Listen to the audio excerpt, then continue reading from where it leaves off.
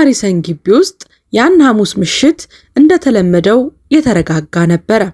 ሻማዎች እየበሩ እንግዶች በውይይት ተጠምደዋል። ነገር ግን የ26 ዓመቷ ማያ ቶምፕሰን በክብር የምትንቀሳቀሰው አስተናጋጅ የመጨረሻውን ሰሃን ከጠረጴዛው ላይ ለማንሳት እጇን ስትዘረጋ በቤቷ እመቤት ቪክቶሪያ ሃሪሰን ውስጥ ለወራት ሲብላላ የነበረው የቅናትና የጥላቻ እሳት ሊፈነዳ ደርሶ ነበር። በሁሉም ሰው ፊት ቪክቶሪያ ድምጿ አየሩን እንደቢላዋ አቆራረጠው። እንግዶቻችን በቤታችን ውስጥ ምን አይነት ሰራተኛ እየያዝ እንደምንይዝ ማወቅ አለባቸው ብላ እጅ ቦታዋን የረሳች እመቤት የሆነ ነገር ለማድረግ ሞከረች። በድንገት የሐር ዩኒፎርሟን አንገት በመያዝ በኃይል ቀደደችባት። አሁን በክፍሉ ውስጥ የነበረው ዝምታ መላውን የቅንጦት ኑሮ ለዘላለም የሚቀይር ነበር። ሁሉም ሰው የሚቀጥለውን እርምጃ ለማየት በጉጉት ሲጠብቅ፣ ባልየው ግን ምንም አላለም።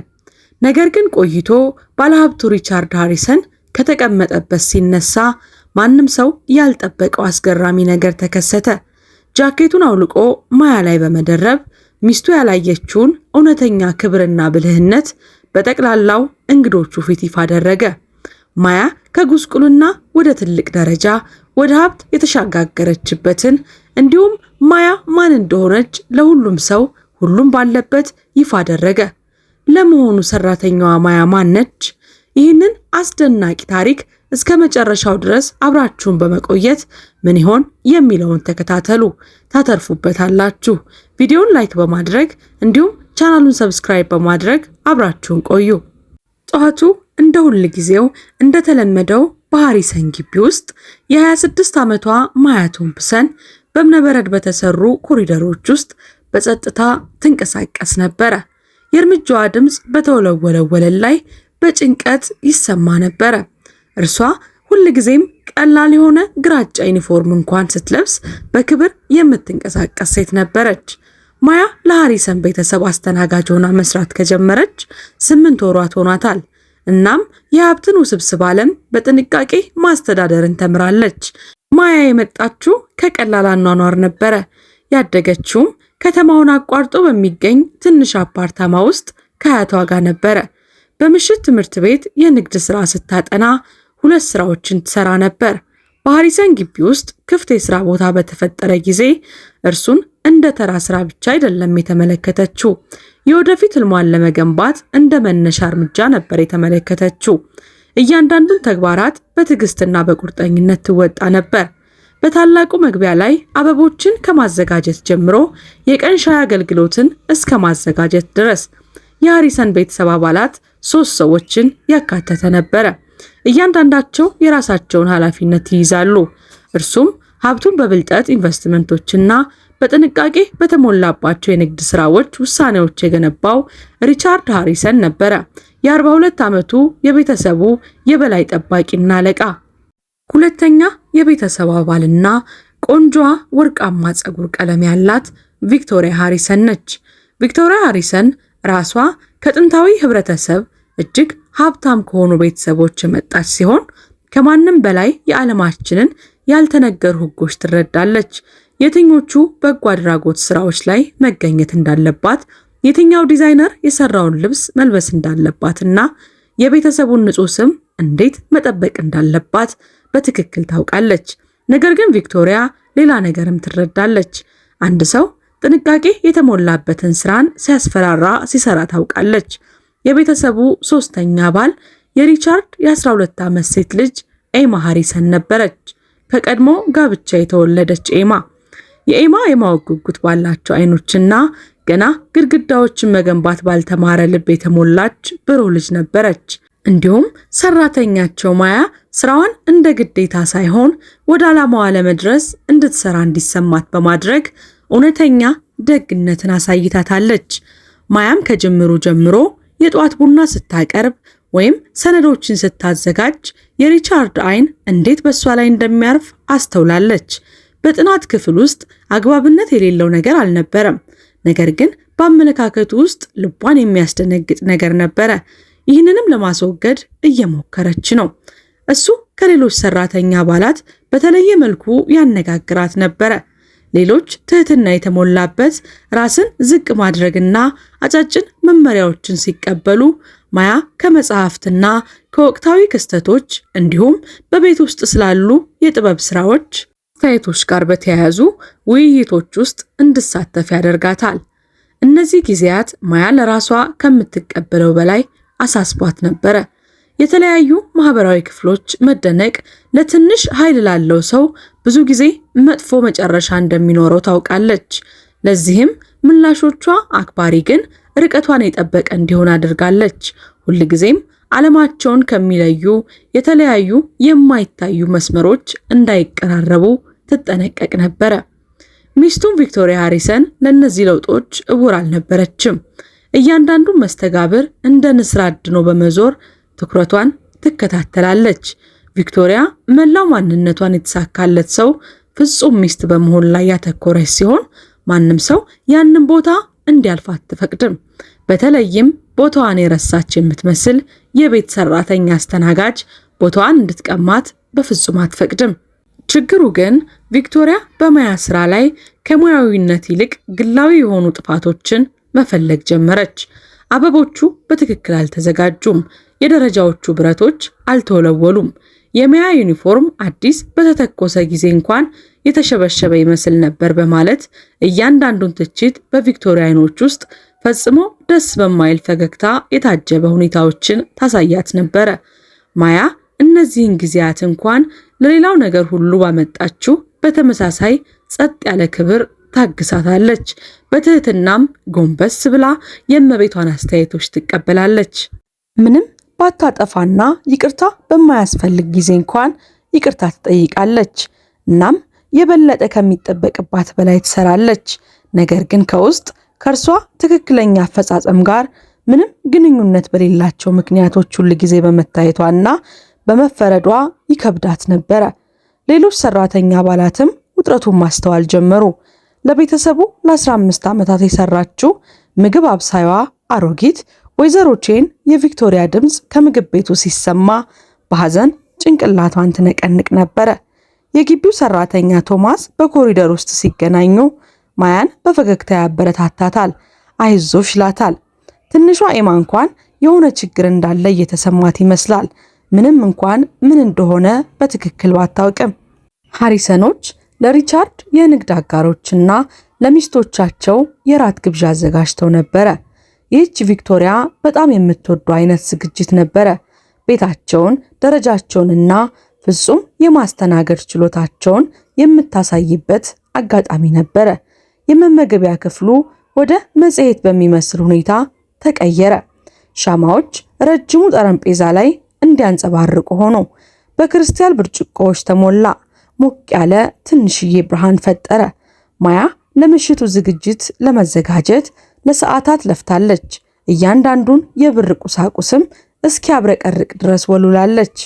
ረጃጅም የአበባ ማስቀመጫዎች ውስጥ አዲስ ኦርኪድ አበባዎችን አዘጋጅታለች። ዩኒፎርሟ ነጠብጣብ የሌለበት ንጹህ ነበረ። ፀጉሯ በጥንቃቄ ተስተካክሏል።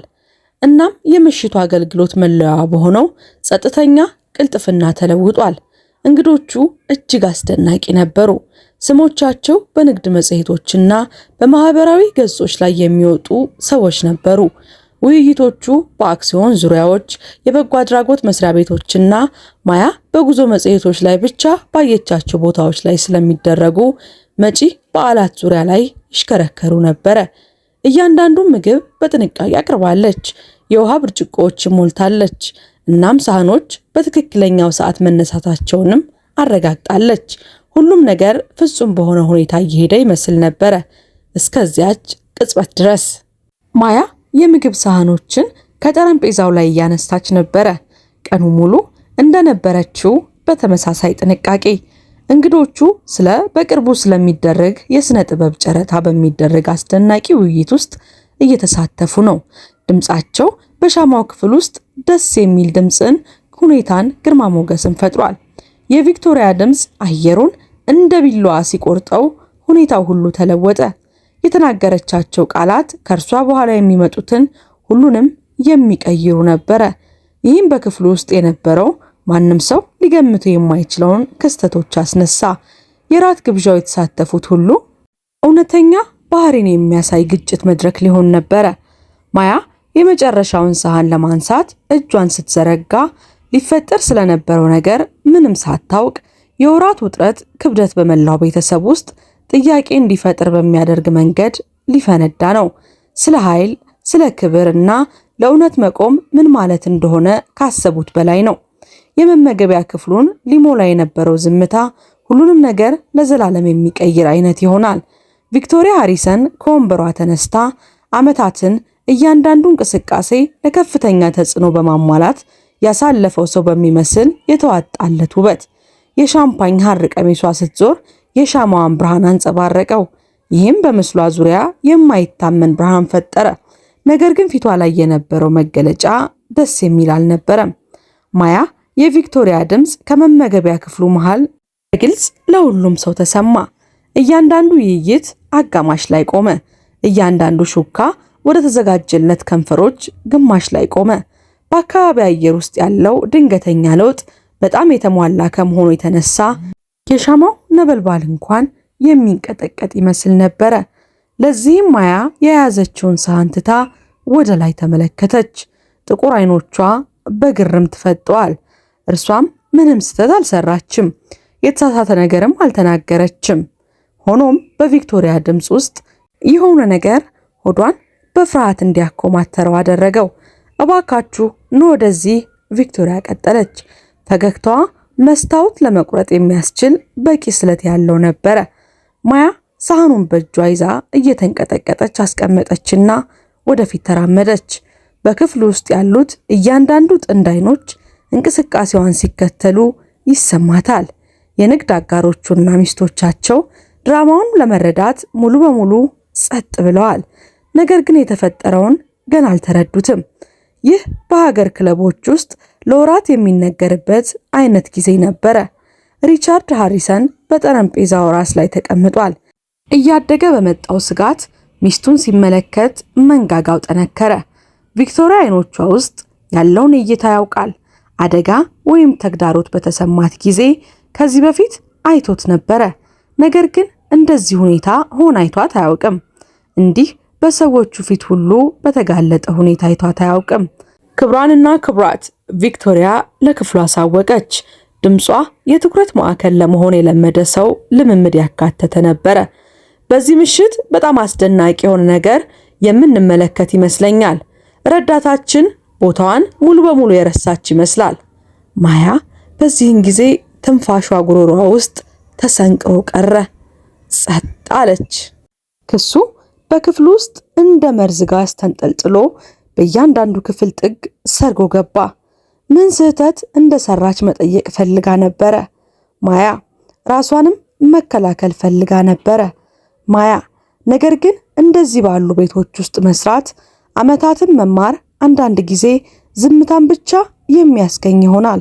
መናገር ይከብዳል። ቪክቶሪያ የሪቻርድ ድምፅ በርካታ እንግዶች ባልና ሚስት መካከል በፍርሃት እንዲመለከቱ ያደረገ ማስጠንቀቂያ ቃና ተሸክሞ ነበረ። ምናልባት ይህ ውይይት ከራት በኋላ መቀጠል ነበረበት። ነገር ግን ቪክቶሪያ ምክንያቱን ከመስማት ያለፈች ነበረችና የወደፊት ባሏን አይን ሲመለከቱ የነበሩትን የወራት ጊዜያት ማያን በቤታቸው ሲከተሉ ማየቱ ለዚህ ቅጽበት አድርሷታል።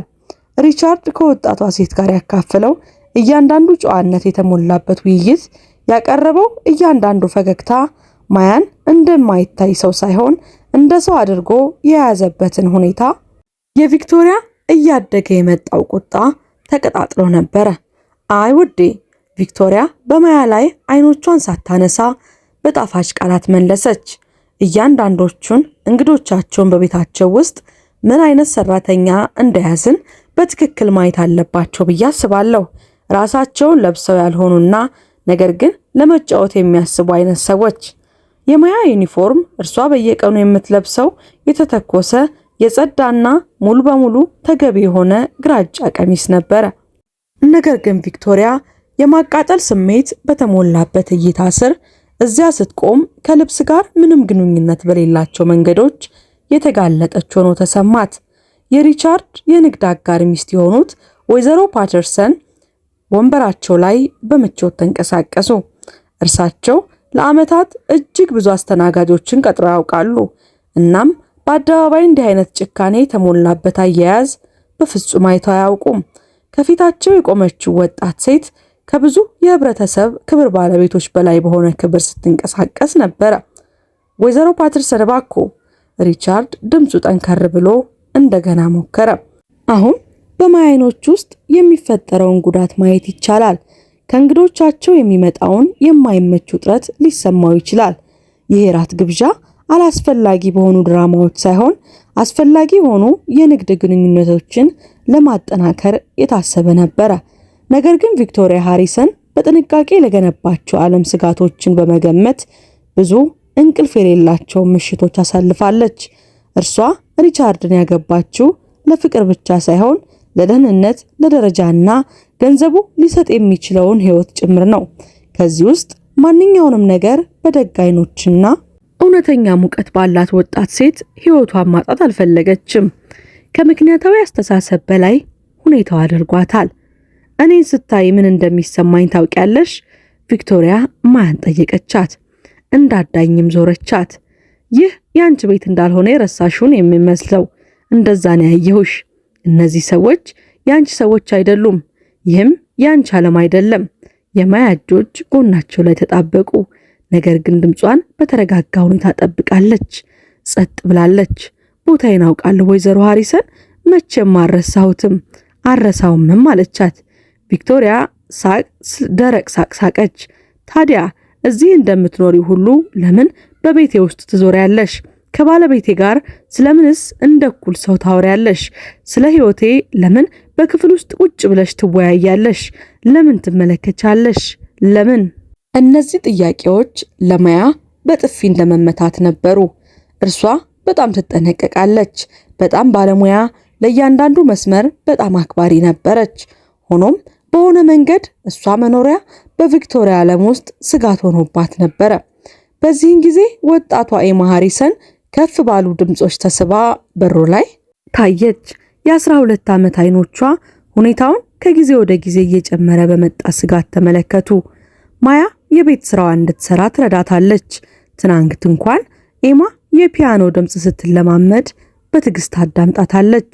አሁን ግን እንዲህ አይነት ደግነት ላሳየች ሴት የመመገቢያ ክፍሉ መሃል ላይ ቆማ የምታለቅስን ሴት መመልከት በጣም ከብዷታል። እናት የኤማ ድምጽ ትንሽ ግራ የተጋባች ነበረች። ምን እየተፈጠረ ነው አለቻት። ወደ ክፍልሽ ሂጂ ሪቻርድ ሴት ልጁን ከሰማቻቸው ሁሉ ጠንከር ባለ ድምጽ አዘዛት። ይህ ነገር ወዴት እንደሚመራ ማየት ይቻላል። እናም ልጁ ይህንን አስቀያሚ ሁኔታ እንድታይ አልፈለገም። ሊፈጠር የነበረው ነገር ግን ኤማ ልትንቀሳቀስ አልቻለችም። በዚያው ቆመች። በወጣቷ ልብ ውስጥ ስታይ ኢፍትሃይነት እንዳላወቀች፣ ምንም እንኳን በጨዋታ ላይ ያሉትን የአዋቂዎች ውስብስብ ነገሮች ሙሉውን ባትረዳም፣ የቪክቶሪያ ፈገግታ እየሰፋ መጣ። እናም የበለጠ አደገኛ ሆነች። አሁን ታዳሚ ነበራት። የቤተሰባቸውን ተፈጥሯዊ ቅድመ ተከተል ለአንዴና ለመጨረሻ ጊዜ ለመቋቋም በምስክሮች ፊት ሆን ተብሎ በተሞላ ፍጥነት እጇን ዘርግታ የማያን ዩኒፎርሞች አንገቷ ላይ ያዘቻት። ላስታውስሽ ቪክቶሪያ በየክፍሉ እያንዳንዱ ጥግ ወደሚደርስ ሹክሹክታ ጮክ ብላ ተናገረቻትና በዚህ ቤት ውስጥ በትክክል ማንና ምን እንደሆንሽ ማወቅ አለብሽ ብላ ልብሷን ቀደደችባት። ልብሷ ሲቀደድ ድምፁ በጣም አስተጋባ። በክፍሉ ጮኸ። ማያ ድምፅ አውጥታ ወደ ኋላ ተንገዳገደች። የተቀደደውን ዩኒፎርሟን ጠርዝ ወደ ደረቷ ጠበበችው። የውርደት እንባዎች በዓይኖቿ ውስጥ ፈሰሱ። ነገር ግን እንዲወድቁ አልፈቀደችም። እዚህ አይደለም፣ በሁሉም ሰው ፊት አይደለም። የመመገቢያ ክፍሉ ከተቀደደው የማያ ትንፋሽ ድምፅ በስተቀር ሙሉ በሙሉ ጸጥ ብሎ ነበረ። ጠረጴዛው ላይ ከነበሩ ሴቶች መካከል ጥቂቶቹ በአፍረት ዘወር አሉ። በወንበራቸውም ላይ ምቾት በማጣት ተንቀሳቀሱ። ይህ የጨዋነት ስነ ስርዓት መስመርን ሁሉ ጥሶ ነበረ። ኤማ ሃሪሰን ከበሩ በኩል ትንሽ ለቅሶ አወጣች፣ አለቀሰች። ወጣቷ በጣም አዘነችላት። እሷ አሁን ያየችው ነገር ታግሳለች። ማያ የምታውቀው ደግና ገር ሰው እንደነበረች ነው። እንዲህ ያለው ጭካኔ ፈጽሞ የማይገባት ሰው። እናም በዚህ ጊዜ የቤቱ ጌታ ሪቻርድ ሃሪሰን ተነሳ። ቪክቶሪያ፣ አሁን የሰራሽው ነገር። ሪቻርድ ቀጠለ። ድምፁ በእያንዳንዱ ቃል ይበልጥ እየጠነከረ መጣ። ይቅር የማይባል ነገር ነው። ሪቻርድ፣ አልገባህም? እሷ የሪቻርድ ድምፅ የእሷን ንግግር አቋረጠው። አልገባኝም። ማያ ቶምፕሰን በዚህ ቤት ውስጥ ተራ ሰራተኛ አይደለችም።